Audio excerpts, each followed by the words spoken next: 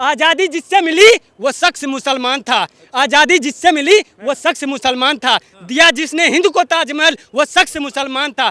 आज कहते हो गद्दार है मुसलमान, शुरू की जिसने आज़ादी की लड़ाई वो टीपू सुल्तान था।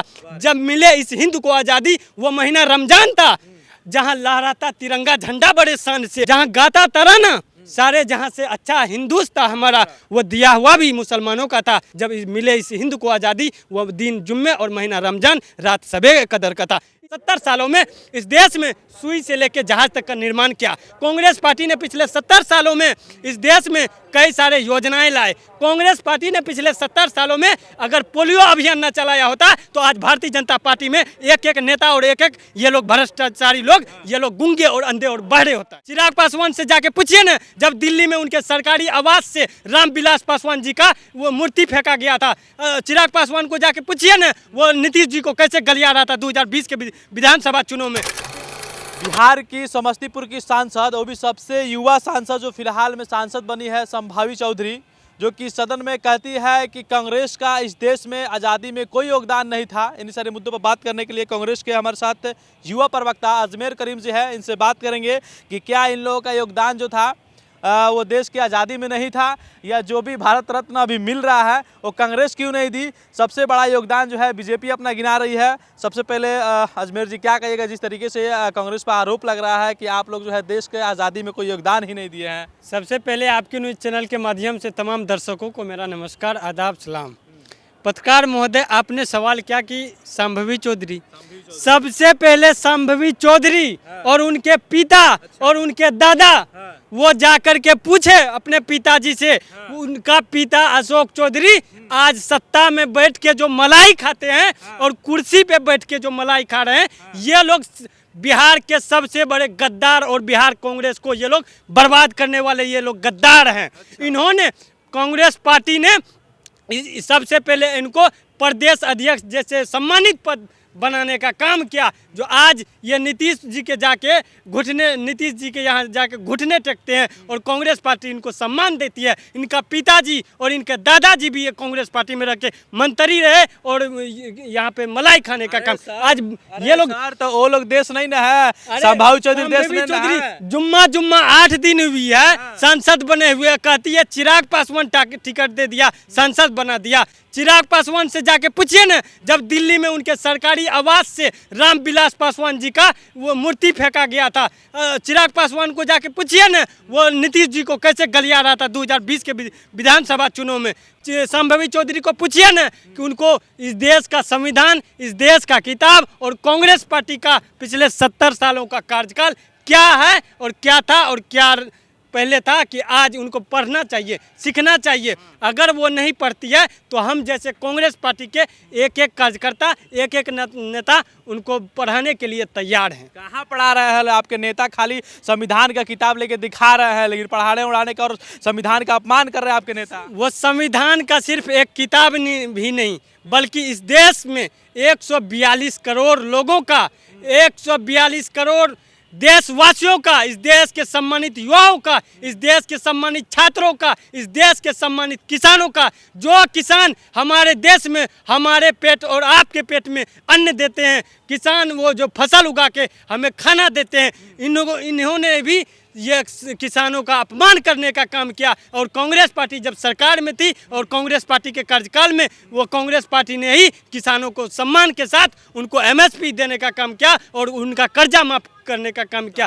और कांग्रेस पार्टी का जहाँ हरियाणा में कहने सुनिए, कांग्रेस पार्टी का जहाँ जहाँ भी सांसद है, कांग्रेस पार्टी का जहाँ जहाँ भी सरकार है, वहाँ आप जाके देख लीजिए किस तरह से गैस सिलेंडर 500 से 600 में मिल रहा है। और जहाँ पर NDA और भाजपा की सांसद सरकार है, वहाँ पर देख लीजिए 1000 से ऊपर, 1200 से ऊपर गैस सिलेंडर मिल रहा है। आप बात करते हैं कि बीजेपी कांग्रेस की, कांग्रेस ही एक ऐसी लोकतांत्रिक और संवैधानिक पार्टी है जिन्होंने पिछले 70 सालों में इस देश में सुई से लेकर जहाज तक का निर्माण किया। कांग्रेस पार्टी ने पिछले 70 सालों में इस देश में कई सारे योजनाएं लाए। कांग्रेस पार्टी ने पिछले 70 सालों में अगर पोलियो अभियान न चलाया होता तो आज भारतीय जनता पार्टी में एक एक नेता और एक एक ये लोग भ्रष्टाचारी लोग, ये लोग गूंगे और अंधे और बहरे होता है। क्या बात कर रहे हैं, जो आप देश की भक्ति की बात कर रहे हैं, वो लोग तो आप लोग जिस तरीके से आरोप लगा रहे हैं कि जो लोग देशभक्ति में शामिल नहीं है, जो लोग देश की आज़ादी में शामिल नहीं है, वो लोग देशों का विकास क्या करेंगे? इनको कह रहे हैं ये लोग देशभक्त नहीं है। कांग्रेस को कांग्रेस पार्टी आज़ादी से लेके और आज तक कांग्रेस पार्टी आज विपक्ष में भी है, फिर भी हमारे इस देश के लोकप्रिय और जनप्रिय नेता श्री राहुल गांधी जी ने यह साबित कर दिया है देश और दुनिया को कि राहुल गांधी पप्पू नहीं बल्कि इस देश का संविधान का और लोकतंत्र का और भारत का आवाज़ है। कि कांग्रेस पार्टी इस देश की सबसे बड़ी लोकतांत्रिक संवैधानिक पार्टी होने के बावजूद राहुल गांधी जी कन्याकुमारी से कश्मीर तक और मुंबई से मणिपुर तक साबित कर दिया भारत जोड़ो न्याय यात्रा। भारतीय जनता पार्टी के एक एक नेता और किसी भी मंत्री में औकात और हिम्मत और हैसियत है जो 10,000 किलो 4,000 किलोमीटर क्या 40 किलोमीटर यात्रा कर सके। राहुल गांधी जी ने यात्रा पूरी की। और राहुल गांधी जी जब सदन में आवाज़ उठाते हैं किसान और युवा और छात्र महिलाओं के मुद्दे को लेकर, ये लोग सदन में भी माइक को बंद कर देते हैं। क्या यह लोकतंत्र पर हमला नहीं है?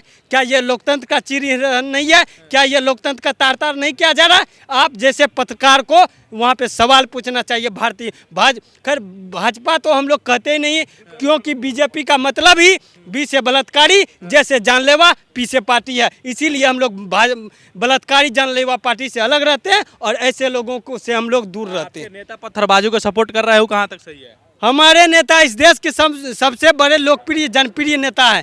आज देख लीजिए वहाँ पे हाथरस में जो 2-3 साल पहले जो घटनाएं हुई थी उनके परिवारों से मिला। जब वहाँ परिवारों से मिलने के बाद उनका आवास देने का भी वादा किया। और राहुल गांधी संभल में जो घटना हुई थी वहाँ पर अल्पसंख्यकों के साथ जो हत्या कर दिया योगी और ढोंगी के सरकार ने, योगी और ढोंगी के सरकारों ने जब हत्या कर दी, वहाँ पे जबरदस्ती वो लोग हिंसा करवाने का प्रयास किया। वहाँ पर राहुल गांधी जी अभी अपने सभी कांग्रेस के पार्टी के सांसदों के साथ वहाँ गए, लेकिन वहाँ पर भारतीय जनता पार्टी के कठपुतली पुलिस ने उनको रोकने का काम किया। लेकिन राहुल गांधी न तो रुकने वाले हैं न तो आपके नेता पत्थरबाजों से मिलने जाएंगे, उन लोगों को बढ़ावा देंगे तो रोकेगी पुलिस? जाहिर सी बात है। राहुल गांधी पत्थरबाज का नेता है।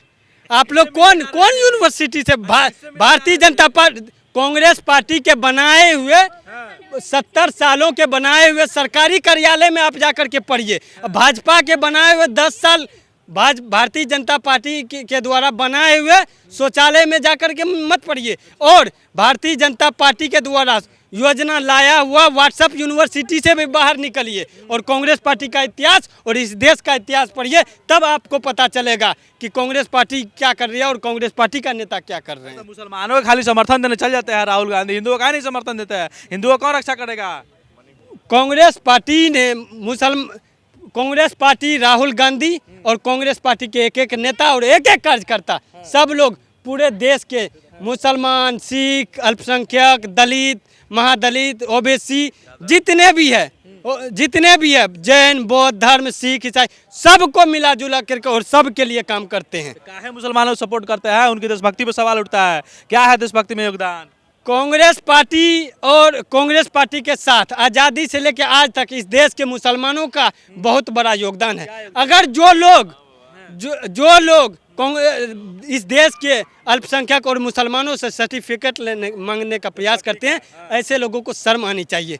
देश का दिल दिल्ली में जो लाल किला बनी हुई है वो भी इस देश के मुसलमानों ने बनाया है। उत्तर प्रदेश के जो आगरा में ताजमहल बनी हुई है वो भी हमारे इस देश के मुसलमानों ने भी बनाया। और आप जैसे लोगों को और इन जैसे लोगों को शर्म आनी चाहिए। और ये लोग सर्टिफिकेट मांगते हैं। आज़ादी जिससे मिली वो शख्स मुसलमान था। आज़ादी जिससे मिली वो शख्स मुसलमान था। दिया जिसने हिंद को ताजमहल वो शख्स मुसलमान था। आज कहते हो गद्दार है मुसलमान, शुरू की जिसने आज़ादी की लड़ाई वो टीपू सुल्तान था। जब मिले इस हिंद को आज़ादी वो महीना रमजान था। जहाँ लहराता तिरंगा झंडा बड़े शान से, जहाँ गाता तराना